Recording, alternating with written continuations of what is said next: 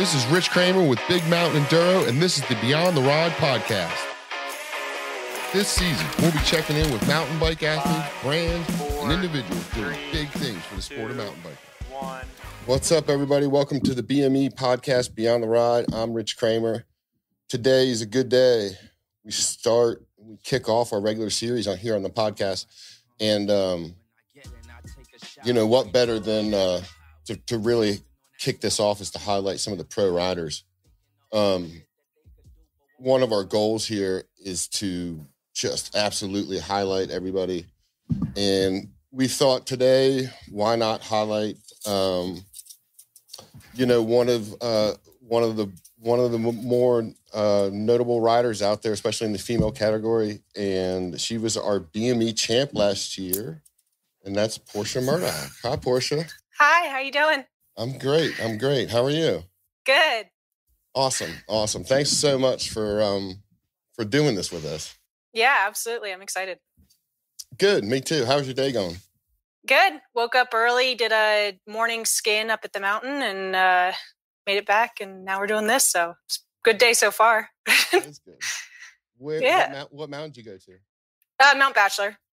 Okay. Cool. So we were supposed to have the BME out there last year, and exactly. During. Tell me about that. Were you around locally when all that went down? Were you traveling? Yeah. No. So I was home, and to be honest, I was actually kind of relieved it was canceled for a couple of reasons. The main reason being that I had broken my big toe 2 weeks before. And so I had to do this race in order to win the overall title. And so when it was canceled, it took a little bit of pressure off of me to have to race, especially because I was going to be going to the Trophy of Nations over in Italy, which is a team race. And I didn't want to let the other girls down. So it was good to have a little extra recovery time. Yeah, for sure. That scene was wild up there with the forest fire going on. Yeah. That was legit. That was my first time at really being close, because we got there about a week early and we're staying at the Loge, however they say it. The Lodge. Yeah. What a cool place too. That place was great. Yeah, they redid that, and it's awesome. Oh, it was great kind of headquarters for us. But we, that's where I learned all about air quality index. I've never heard that before. Yeah. And everybody was just freaking out, and we were there. Some days they advised us you can't go outside for more than 2 hours during the whole day. Yeah, it was pretty bad. I mean, I definitely think it was the right call of the BME, especially not knowing how it was going to progress into the weekend. Yeah. It's so tough just because you don't know, and it's hard to say it could be good, but then everyone spent all the money to get out there, and I think BME made the right call though. Yeah, we had a meeting up at the mountain with the mountain ops people, and God bless those people. They were all for it. They were like, "Let's go. If you want to, we're here." But they were kind of nodding, going, "We've never seen it this bad." Yeah. So, sitting in the parking lot, looking up at the mountain, like we were getting ready to try to go mark the course, and Brandon, the owner, he made the good call, I think too. Everybody kind of put their heads together, and I don't know. We were sucking in smoke for days beyond, and it was I wasn't really riding much before that, just because of how bad it was, and it looks awesome up there. That's a huge mountain. Yeah, and they're building more trails, so it's getting even bigger and better, which is great for us here. So that's your backyard mountain? Yeah, which I don't really get to ride it that often though, just because the snow doesn't really melt until the thick of the season starts for me. And so I'm usually gone so much that I'll get maybe, I don't know, a couple weekends in September where I'm able to get up there. Gotcha. And then you're up there playing in the winter all the time? Yeah, I try to get up there quite a bit. That's awesome. But I just hike up the side and go down the, they call it the cone. Yeah. Just because I can't afford a lift pass. It's a little expensive. No. Maybe they will now. Maybe maybe you'll get a pass in the mail. What happened with your toe? What was that about? So I went knowing that I was going to be going over to Europe. I was like, oh, I'm going to go ahead and get my global entry pass. So that way when we come back or just traveling makes it a little bit easier. So for some reason, maybe I did it wrong, but for some reason, when I did it online, it said that I had to go up to Blaine, Washington to get my clear to get this thing signed off for. Okay. So we drove up there and stayed with some friends, and we were riding up at Capitol Forest. And I was riding on some trails I'd never ridden before and just came into a route and hit my foot sideways and immediately was just like, oh, crap. And kind of like could feel it just weird in my shoe. It was really swollen and stuff. And so I kept riding until I couldn't ride anymore. Like it started changing, just the vibrations and stuff from whatever the dirt and rocks and stuff made it too painful. And then I took off my shoe and I was like, yeah, that's a crooked toe. That thing's broken. And it got purple and black and blue. And so I didn't go to the doctor until after we got back from Europe because it was fairly certain they were going to tell me I can't ride. So I just cut a little piece of my footbed out of my shoe out so my toe had a little extra room. And by that point, it had, kind of subsided in swelling and I was able to make it all right. But what sucked was when we were over in France, I was riding kind of weird just because I had this injury. And of course, I hit another rock and I kind of dislocated the toe. So it was the very tip of like the last joint and dislocated a little bit. Yeah. And we were staying in this tiny little chalet and I was stepping over the bed and sort of tripped on my calf and it popped my toe back into place. And I was like, oh, we're great. We're good to go. It's all good. And, but yeah, it's now, my husband calls it my lumberjack toe because it is crooked and big and not cute anymore. But so you didn't race at all on that between the injury. That would have been Bachelor, right? That would have been the next race for you. Yeah. So it would have been Bachelor. And then that would have been the last race for the BME. And then we flew over to France. So I raced Ludenville and I raced the Trophy of Nations. And then it was done. Trophy of Nations is just kind of got on my radar lately. It's cool. I've got to hear some stories from that. So who went over there with you and who'd you meet there and who was on the team? Yeah. Okay. So on the team was Amy Morrison and Kate Lawrence. Gotcha. So Kate's another big BME. She and I were fighting for the overall last year. Right. And it's based on like you get points for qualifier races throughout the season. And then whoever is selected, I guess, goes over and you race as a team. And the hardest representing the US and so, or whatever country you're from. Mm-hmm.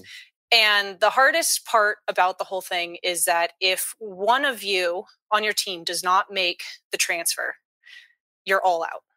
So it's not a time penalty. It's immediate DQ. It's a real team enduro sport. I mean, you guys, right. And you guys drop together, you start together? So there's some strategy. Yeah. So you have, it's a minute to drop. So you have 1 minute for all three riders to cross the start line. And then there's a 30-second gap in between, say, Team USA and Team Germany, right? Just for reference.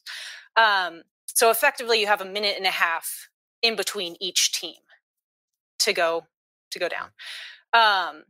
And so there is some strategy. What we ended up doing was I dropped first on stage 1, and then Amy dropped like 5-10 seconds thereafter, and then Kate followed right in behind Amy. And so we were trying to use each other as a way to kind of turn off your brain a little bit and just let the one person up front make all the line decisions, and then everyone there can just kind of follow and hold on, so to speak. And so it's really tough though, because they are tight transfers and they are long stages and they're very physical. Right. And so you guys did good then. What was the results then? How did you guys finish up? We ended up 5th, which was awesome. We had Amy had a couple mechanicals, and then I had a pretty big crash on stage 2. Luckily, it was really close to the finish, but crashes don't save time. Yeah. Can you guys help each other if one crashes? Can you guys jump in and assist? And same with the mechanicals? Yeah. Yep. So that's kind of what happened. Amy got flat on stage 1, and so her and I were working on that, and we sent Kate up ahead just to make sure that somebody was there kind of to help cheer us on to get to the next next stage as we try and get up through the transfer, that is. And so we got the flat fixed pretty quickly, and then she had another one on stage 5, so that was the last stage of the day. And just because you finish the last stage doesn't necessarily mean that you're done and it's you're finished and everything. You still have to make it back to the venue, which is a pretty long transfer on these Italian roads where cars are kind of whizzing by you. And so we had a pulley system strapped up where I put a tube, I think, around my body, and Amy held on to it. And so I kind of like towed her back to the pits, and you had to make that by the cutoff. And so highly stressful, but really fun. Yeah. It's a stressful buddy ride almost. Yeah. But a survival ride in some sort, it seems. Exactly. Yeah. And then the time stops when the last person, if you guys are dropping a stage, the time stops for the 3 of you when the last of your group crosses? Well, we all had our own individual times. Okay. So, and then they just tally those all up cumulatively. I got you. And then, so back that up to how did you get on the team? What races during the season qualified you? What points did you gather? Yeah. That said you're going? Earlier on in the season, I did Winrock bike park race at the Tennessee National in March, and that was a pretty big qualifier. And you came in second there. Yep. You did come in second there, and then Nationals is another qualifier, and I got second there. And then trying to remember what else was on there. That's so cool. Yeah, but then obviously early in the season, was it on your radar? Yeah. Oh yeah. That's cool. So I did it in 2019 too. Okay. And that was the first year that they did it, and I had no idea. And I got this email from Natalie, who's the coordinator for all of it. She was like, "Hey, you've collected enough points to be selected for Team USA." And I was like, "Oh man, this is incredible. Yeah, I'm definitely going." And so on that team was Cooper, Ott, and Kate again. So Kate and I have been OG since inception. But well, that's cool. I'll have to get her on here. You have to put in a word for me, and we'll get her on here as well. Yeah, definitely. That's cool. And then so go early into last year at Winrock. That's that was an EWS qualifier, right? Yes. And then so going into that, what's your goal there? Is to obviously place in the top 1, 2? Like what gets you points on into a race there? Yeah, I think it's podium positions. I don't know all the specifics for it, and but was the goal of Winrock to qualify and then move on to a World Series race last year? So I had gotten enough EWS points from years prior just to be okay with that. Your schedule was set going in. Yep. And same for next year. Your schedule's good. Yeah. We'll be doing a full BME schedule, and then nationals whenever they release that race, and then Sea Otter and a few other just cherry picked races. That's cool. What's your first that fit within? You know what that is yet? Yeah, I think we'll be going out to the Northwest Cup at Port Angeles, and then Sea Otter after that. Okay. Sounds good. Yeah. And then, so let's touch base on last year a little bit. Give me a little bit of insider BME good stuff on what it's like to be on the series and what it's like to kind of travel with that series and how long you've been racing BME. Okay. So I've been racing BME since 2016. That's kind of when I started racing professionally in enduro. Well, I guess racing professionally since I wasn't in any other discipline. And so right from the get-go, I don't know, I've just fell in love with the whole series. And that was mainly when it was in Colorado. So it was all Colorado venues. And so I just loved the atmosphere of it, and I made really good friends through it. And so it's just kind of been something that I've always followed. And it also helps that it's one of the premier series in the US, especially now that they've gone into other states. Makes it really nice just to be able to see some other venues and get a little bit of diversity underneath my riding belt.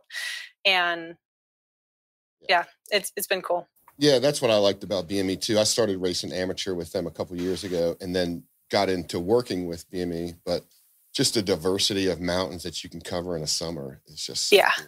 So speaking of diversity, what about last year? What did you think about Ironton, Missouri? I mean, I like it there. That place was cool. Yeah, I like it there a lot. We went there last, I guess 2 years ago now, and that was my first time there. And I had a great time. I think it's awesome. It's definitely different. I mean, it's really cool how they were able to utilize the terrain that they do have. They're not like super long runs, but they're still really technical, and they're difficult. I mean, it's not a walk in the park. You think, oh, Missouri, it's going to be just a bunch of green trails or something, but it's actually legit. I really enjoyed it. It is legit. And it's funny when we pulled into to Ironton, Missouri, and it's a town in the middle of nowhere, and there's not a whole lot going on there. There's just a big hill you see. And then the same thing, I was like, what is this? You know, because I'm familiar with East Coast riding. And when we got into the woods and just saw the enormous boulders in there. The boulders were just huge boulders. It is. Yeah. It was crazy just even taping that course going, wow, okay, this is going to be interesting. This is really going to be something. So the people who had built that trail, the Jagged Axe crew, I had ridden out at Glorieta quite a few years ago in Santa Fe, those trails that they had also built. And I was like, well, if they're building this stuff, it should be equally as good. And I'm pretty sure, and I'll edit this out if I'm wrong, but I'm pretty sure that they're down in Arkansas getting us put together for round one. So, oh, nice. Yeah. That'll be awesome. I know. That place is going to be another kind of bag of interesting tricks when we show up there. I look at stuff online, and it looks cool. It looks really unique. Yeah, I'm excited. Yeah. We're going down there in February to kind of get some footage and scope the place out and stuff. So cool. I'm looking forward to that race. Yeah. So on Ironton, I want to ask you about just race details real quick on Ironton. Sure. So I pulled up some of your race stats, and you go to Ironton and stage 1 first, stage 2 second, stage 3 8th. Do you have any recollection of what that stage was, or did you have mechanical, or what happened there? I don't even remember really what stage 2 was. I don't either. I cannot remember. Because we were seeing mechanicals left and right. Did you have any mechanicals that week at all? Nothing crazy if I did. I kind of remember something happening. Oh, I think stage 3 was the one with that big waterfall, and I might have crashed. Oh, yeah. The waterfall kind of comes down off camber. Yeah. I think that might have been what happened is I crashed there. Yeah. Oh, and I think that's what it was, is I crashed at the top, and then I couldn't get clipped back in at the bottom, so I kind of had to run a little bit or something, maybe. I don't know. Yeah. But no mechanicals. It was wet too, a little bit too, so. Yeah. That was a trip. And then we went to Durango, and man, that place is just epic all the way around. That is. So the first time I went there was 2 years ago for the BME, and I fell in love with that venue. It scared me at first. Yeah. But spending enough time and then coming back for the second time in a row, you kind of know what to expect. And so it makes it a little bit more manageable, because you're like, okay, I did this last year, I can do it this year. It's all good. We'll be all right. But there's some good stuff out there. Yeah, it's a place where you can push your limits, overcome the limits, and then do good the next couple of rounds. Yeah. Yeah, it was interesting. It was interesting watching people's faces come out of the woods there. Yeah. And then Brian had too. That was so rugged and washed out and rocky, and I kept hearing a lot of the pros saying there, you just got to go fast. There's no way down this mountain but fast. It almost smooths it out a little bit. Yeah. Going a little faster. Yeah, and we saw you guys like staying out of the gullies, staying high on some of those ruts. Yep. And then on Brian Head too was unique. I mean, you get off the chair there and you're at 11,000 feet of elevation right away. Yeah. You're right there. It's up there. And it is really high. And then but Brian had surprised me with the gorgeous epic backcountry. What were your takes on, I guess, the backcountry stages overall of last year? So there was some controversy. Like some people don't particularly like super pedally stages. And for me, I have a cross country background, so I don't mind it. And I kind of found them pretty fun. They're pretty flowy. And so for me, I enjoyed it. And I think that's actually where I made up a lot of my time for the win on the weekend. But yeah, I like it. The views are cool. It made for a really big day. And I kind of like that. And it feels like old school, like enduro, since the EWS has kind of changed a little bit of their formatting. It's nice to kind of go back to big backcountry day and then more of like a park day. Yeah, we definitely heard reviews on both of those sides of the story. And I'm not sure what we're doing this year, but I'm sure Rob's got plans for it. But yeah, some of those days really pushed the limits of the riders too. Durango especially. That one was also very tough. That double climb of that road. And then just being so remote. Like you're so remote out in the backcountry. Yeah, that first stage in Durango was almost like, all right, as long as I don't fall off the side of this cliff, I should be okay. I won't lose a bunch of time, so you should be all right. It was so crazy. When we first got up there and scouted that, it'd been overgrown, hadn't been ridden probably for a year or maybe even more, I think. Yeah. So it was wild just to have done that. But the cliff was such an exposure. It was such. Yeah. And then you had to be careful of pedal strikes on the upslope. Because I know that grabbed me once or twice. Yeah. And some of the bushes still would get you. We put on handguards just because of some of the trees coming, or the bushes or whatever coming out. And I broke my scaphoid in my wrist once just because I had a tree come out and grab my front brake lever and I just went over. So it was a little. Do you ride with those now, or are you just? No. In where I live in Oregon, we don't have very many like super tight single track trails. So there's not much of a need. They don't bother me. I could do it. I just don't. So what else? So I want to tell you a little bit about my fanboyishness towards all the riders and especially the pro riders. You women just rock it so hard. I'm raising a little 5 and an 8-year-old girls.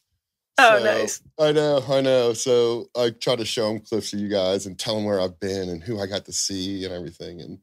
And one of the coolest jobs I had last summer was I got to be at the starting line to do some of the timing. Yeah. So that was a blast just to see, everybody throughout the week, and then come game day, or so to speak, or stage one. And throughout the season, I got to really just kind of sit back. Some riders were talkative, some weren't. Yeah. Some were in the zone, some were friendly, everywhere from the Groms all the way up. Everyone kind of had a different vibe at the starting gates. So it was really cool for me just to kind of sit back as a fanboy and watch what goes on. And especially when you guys rolled to the top, we have a tentative kind of starting time or a starting drop time that we try to get groups down in an efficient manner. But we kind of leave it up, especially in the pros, we leave it up to your group to go about your business and drop as needed. And you guys do a great job of kind of staging yourself. But I have to notice you stood out to me greatly. You were so focused. You were always Was I? Yeah. You were the very quiet, like, I'm ready, couple head shakes, couple nods. You ready? Rider ready? And I'd be like, yep, she's ready. And you almost intimidated me a little bit to even like ask how, I was like, should I even ask her how her day is? Oh no. So it was so awesome though, man. You really like got my energy rolling because I was like, oh man, she's dead serious right now. Like this is legit. This is what it's about for me, is watching kind of my idols just kick ass right out of the starting gate and just drop these awesome trails. So that is so funny. I wouldn't have, like, if you had asked me, all right, which way do you feel like you present yourself at the top? I would have been like, oh, I'm like the totally just talkative person, but maybe, I guess I'm not. Maybe it was just me then. I don't know, but you were definitely focused, and you seemed to be wanted to get up and down first. You were anxious to get kind of dropped. Oh, you were always kind of near the front of the pack rather than watching the rest of everyone drop. Okay. Yeah. So tell me, is that a strategy? Do you have a strategy when you're up there, or do you start the day? Do you like to be fresh on the course? Do you like to feel it out, catch your breath? It depends. So if I know that there's weather rolling in, which I think on the first day there was like a storm or some thunder, like kind of peeking its head out, I definitely want to get done. I don't want to race and have my time maybe changed because I'm riding in inclement weather.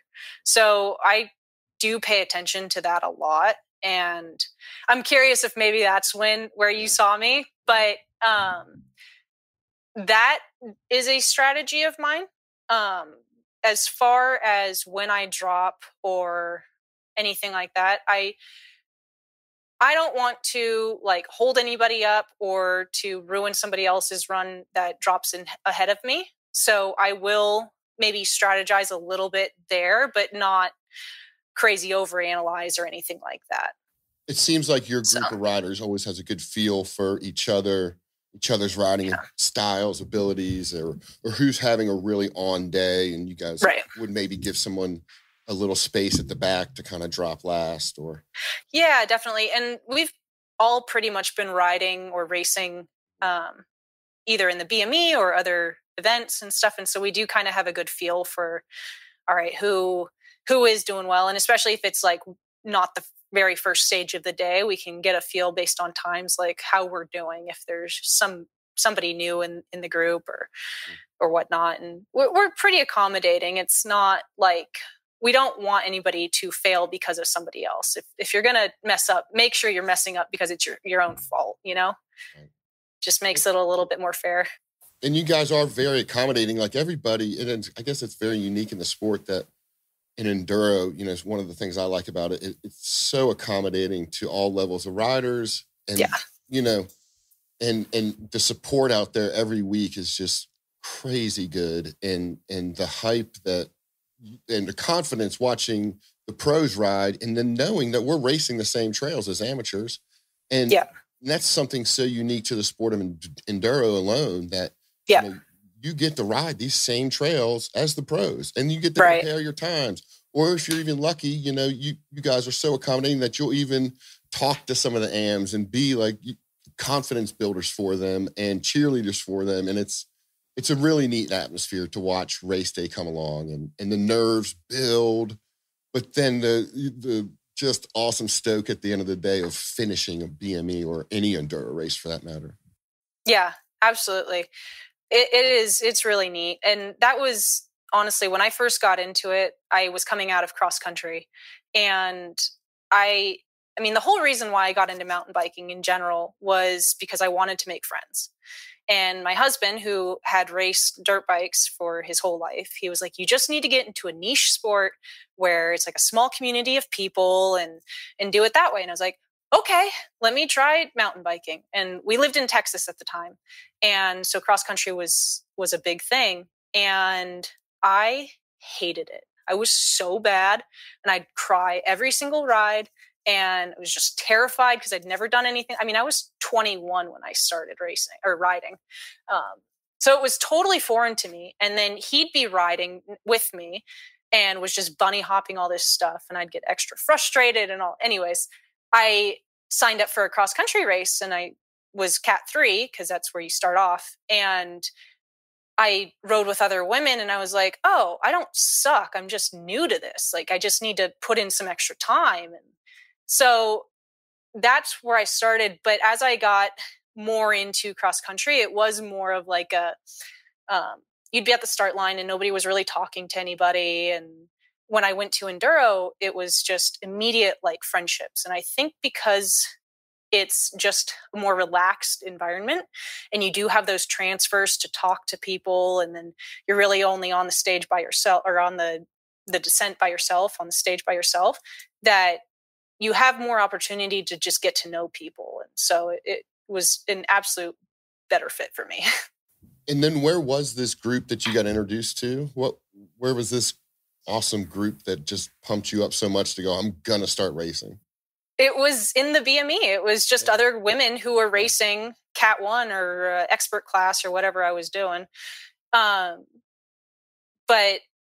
one of them is now a dietitian and she still rides. It's Yuri Carlson, and the other is Jackie Shea and Paula Evanson. Just all those three especially were just so huge and instrumental into like helping build me up and be like, you can do this. And then I'd watch one of them hit this drop and I'd be like, okay, well, I know we're at similar skill sets. So if she can do it, I think I can do it. And then I'd go and do it. And it was just, it was a better learning environment. And so that just spearheaded the whole thing. Having a cool mentor like that makes all the difference when you can watch someone do it and go, well, if someone can do it, I got to be able to do this. And then working up the courage to actually do it and then put it all together in a weekend and actually compete. It's quite the accomplishment. It's quite the accomplishment. And do you still get a rush after the weekend? Do you still get the yeah, of course. Not even after the weekend, during the weekend and during practice. Like I say how one of the girls would show me how she drops off of something. I mean, that's still happening. That didn't stop back then. Like I'll be riding, and even in Durango or something, Isabella Naughton and I went out. We sessioned a few things just because we were like a little bit leery of it, and we're like, okay, if you do it, I'll do it, or if whatever. So and you just kind of build each other up, and it doesn't ever end. It's just different features at that point. Well, it's cool being out there with people who are of the same level, because everybody looks at the puzzle just a little bit differently. And you might look at that puzzle and go, I just can't figure it out. And you watch someone else do it who you ride of the same caliber and you go, well, that was so easy, it's done. And then it's a nothing, and then you move on. Exactly. Yeah. So on the transfers and such, do you guys buddy up? Do you guys ride as a pack? Or does it depend on the day? Do you guys kind of just give each other space out there? For the most part, we'll pedal up together. It's not like some people pedal up a little bit faster, and it's not like they don't want to talk or anything. It's just that they're moving at a faster pace. And so it's pretty relaxed. You can stay in the group, you can go up ahead or do whatever feels best. So tell me also, speaking of racing and all this good racing stuff, I heard somewhere, and correct me if I'm wrong, but you're going to have to fill me in. Did you start in living out of a car or a van or a camper and just going all in, that kind of style? Did you go hard and with the camper or the car or what? Kind of. Okay. So my husband's a little neurotic, and he is never happy with our vehicle road trip vehicle. And so for years he's been saying, I want to just I think because we have motorcycles and then bicycles. And so having a vehicle that keeps them all inside and that is safe to drive and all of these other parameters that he has is hard to come by. So he was like, during COVID, we decided we were going to build our own camper van, so to speak, but it's a camper truck. So imagine just like a slide-in camper thing, but it's actually integrated into the truck bed frame. So then so he designed that, and it was an empty shell that we got back from the manufacturer. And during COVID, we just holed up in his parents' shop and for 3 months did nothing but work on that thing. And I never want to work on it again, but it was a really good experience. It was really sweet. Like, it had a living quarter up front. It had a bed over the cab of the truck. And then in the back, we had like a ramp door where we could put, motorcycles and bicycles and all the extra gear and equipment and stuff in more of like a garage designated area. And we just lived in that for like the whole BME series and drove to all the events, and he worked out of the van, and yeah, it was pretty sweet. That's cool. Did it have a name? Yeah. Tell me, did it have a name? No, we didn't name it. No name. Yeah. No, we sold it too because he said it was worth too much money, which is what the problem is.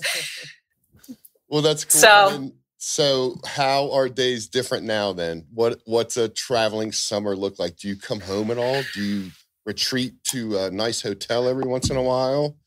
Tell me a little bit about so that's what's been the problem is since he sold it now, and we just got back from a road trip we did down to California where we did buy a just truck slide-in camper, it's like a 1992 Lance. And we took the dinette area out, and we have all the bikes facing opposite ways. So we've got 3 bikes in there, and we brought his dirt bike down, but it had to be on a hitch carrier on the back. And the entire 14-hour drive home, he was like, so what else can we build? So that way I don't have to have my motorcycle in the back. I was like, Dylan, we already built it and then we sold it. So we could do that again, I guess. So I don't know. We'll see what he comes up with. He's always scheming on something and keeps it interesting. But so you guys kind of depart for weeks at a time then? Is that the thing? Just cover a couple races, and then yep.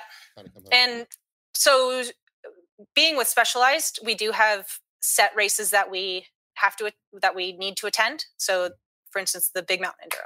So depending on what other races we're doing that surrounds those, I may fly. So to Arkansas, I'll probably fly just because it's pretty far. And then I can't remember what's after it. I think there's a little bit of time off, so I'll probably come home. Yeah, we go to Phoenix then next.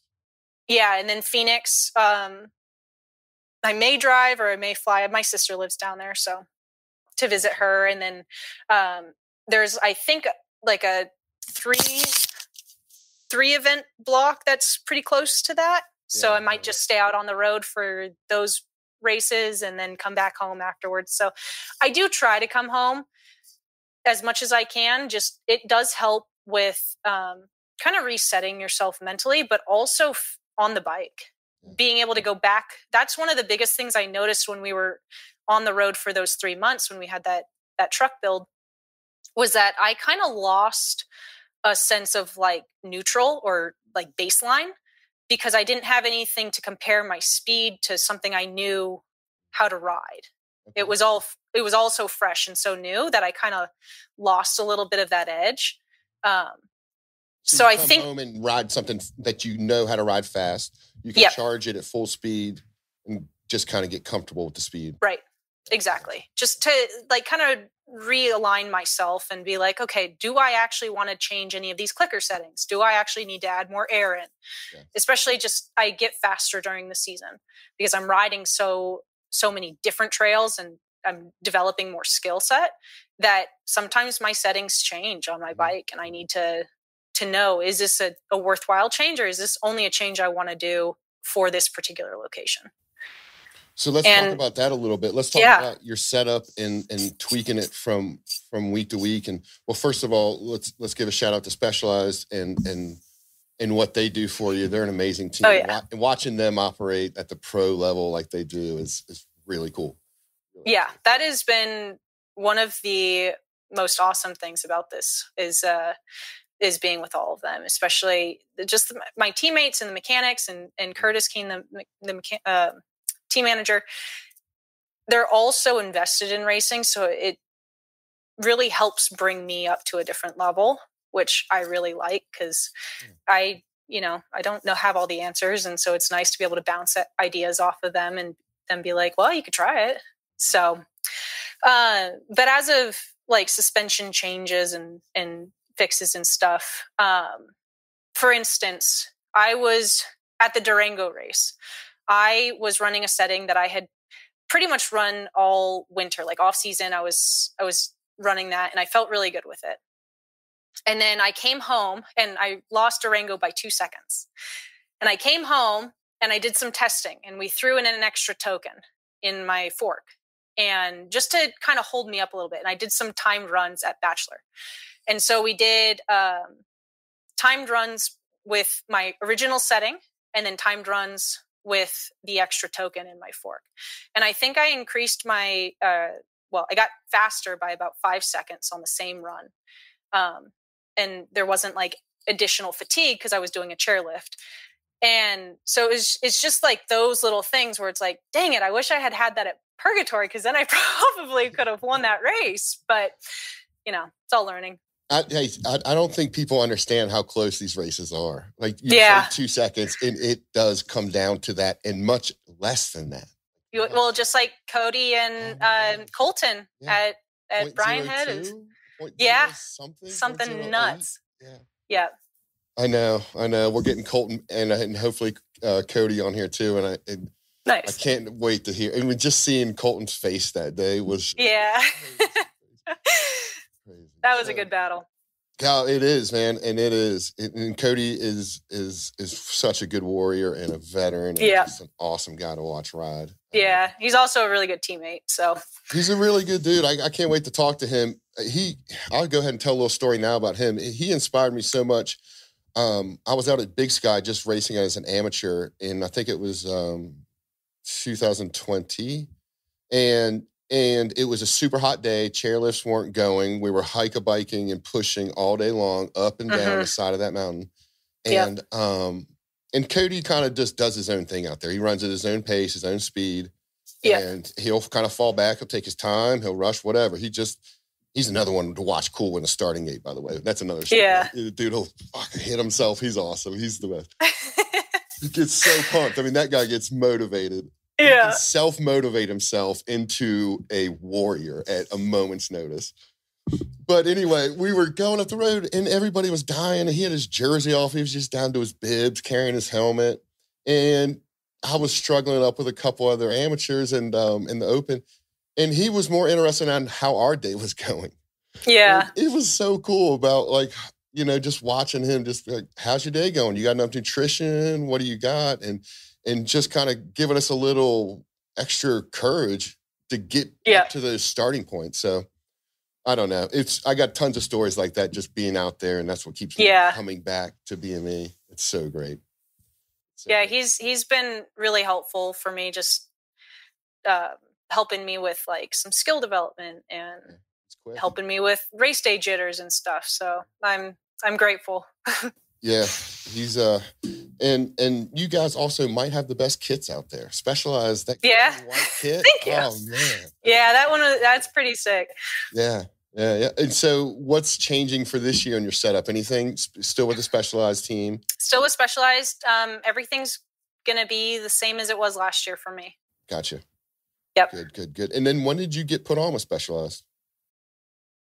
So let's see. Let me backtrack here. This is 23. And then last year, so 22, we signed for a 2-year contract. So last year was my first year. This is my second year.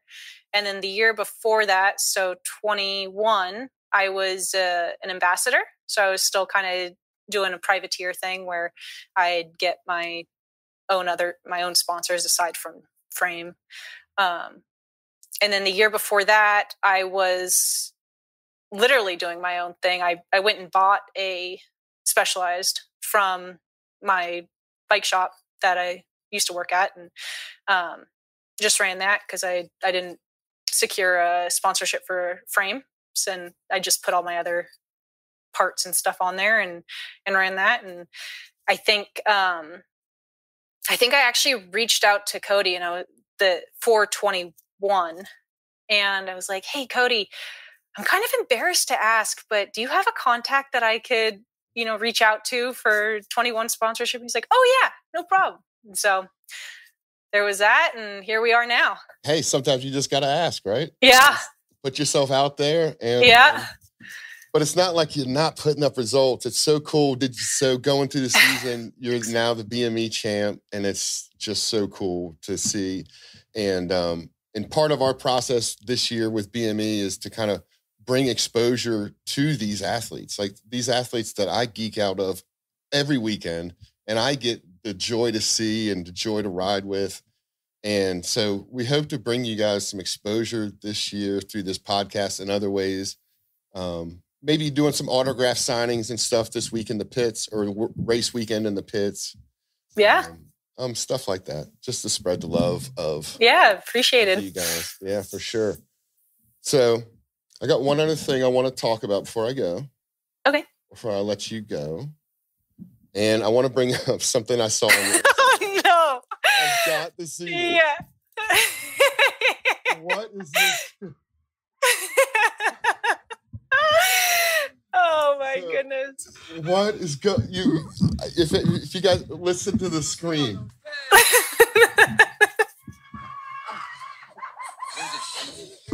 What? Oh man! So for people who aren't watching and just listening, this Instagram clip you guys have got to check out. What is this? Is this a legit mountain bike run? Or are you just jumping off the side of? She's on a fat tire snow bike, dropping in just no brakes, kamikaze style, straight down a snowy covered bank. So it's behind my house, and over the years, a bunch of kids and people have just developed like little lines in there. And since Rampage has become like it's not become a thing, but more and more people are getting into it and stuff. Some of the kids in the neighborhood, they go and build these lines out in this, they call it the gravity cavity. And it's fine, like on a normal bike, but the fat bike has just extra bounce to it from the tires. Yeah. And it was a little terrifying because there's a rock, and I don't know if you can kind of see it in the video that you had. Like, it got me the first time, and so coming into it, like it kind of kicked me. I can't some direction, and so I don't know. It was fun. It was awesome. It's fun. I see a bunch of people standing at the top there with you. Did anybody else hit it, or is this just you? So my husband, who was filming, he hit it, and he made it look significantly easier than I made it sound. And the other two were just laughing at me, as I deserved. Well, what a cool playground that is. Yeah, it's really neat. Yeah, that is so cool. And so what kind of crew do you roll with out in Oregon? I kind of picture an early morning crew, like a get out, charge it, and then maybe go out for some lattes and pack up the Subarus and head up to Bachelor and maybe some margaritas and tacos around noon. Yeah, so. You wouldn't be wrong with that description for like, I don't know, 99% of Bend. However, in the winter, it is a little bit cold. So we don't really get out to ride until the afternoon. Let the dirt kind of defrost a little bit. Yeah. And in the summer, we'll get out a little earlier. Yeah. As for the crew, I end up doing a lot of stuff just on my own, just because I don't really, I'm kind of bad about planning ahead, and definitely do have some friends that I'll run into on the trails and stuff. And so that's usually where I'll meet up with them. It's just like an unplanned meetup. Yeah, that's kind of how I am too. Just get it done. Because if you start waiting on people and making plans, it's the day's gone, or quickly comes up before you just have a chance to change your mind. Yep. I do try and get, we'll do quite a few road trips during the winter just to get into some nicer weather and less snow and stuff. That does make it a little bit challenging up here. It's not terrible. There's definitely places we can ride, but you end up riding those like quite a bit, and it's nice to get something new. Especially this winter, you guys are getting pounded with snow. Like feet of snow, tens of feet. It has melted in town, at least. And then we do have a trail north of town where I do a lot of my training. But all of the trails like that are most popular, Tiddlywinks and Funner and stuff, those will be under snow for quite some time. Gotcha. We're not going out there. Yeah. And then what about, tell me a little bit about off-season training then. So when it is snowy and stuff, do you try to do something every day, or are you a couple times a week person, or you? No, I definitely need to take rest days. I'd say more than, I don't know, average person or so. I had Epstein-Barr back in 2016. And so I've been really cautious to not do it again from overtraining. And so I do take my rest days pretty seriously, but I'll do strength and then say like once or twice a week, and then ride all the other, some remainder of the time with a few rest day, like a rest day or two squeezed in there. So definitely putting in some off-season gym time. Yeah. I like doing gym work too. So it keeps it fun. And then what about nutrition in the off season? Is that a cheat off season, or are you staying dedicated, or? No, I mean, I keep it realistic. Yeah. I make sure I'm fueling enough so that way I can go and have fun and do all of that. But I like to bake. I like to cook. So I make some fun treats and stuff for friends, and then I keep it realistic. Yeah, that's cool. Some homemade power bars, homemade granola. Yeah, exactly. Things. I like that. How about spin class? You do spin class in the off season? No, I do a lot of trainer work though. Yeah. So I'll do my own spin class, get some beats going and jam out. Nice. But awesome. No designated spin classes. I gotcha. So let's just touch base on what you got planned for next season. You're definitely doing the full season of BME. And right. What about EWS? I know there's been some changes going on with them and UCI. And are there any North America races with them next year? There are not. Okay. Yeah, there are no North America races. So it makes it really tough.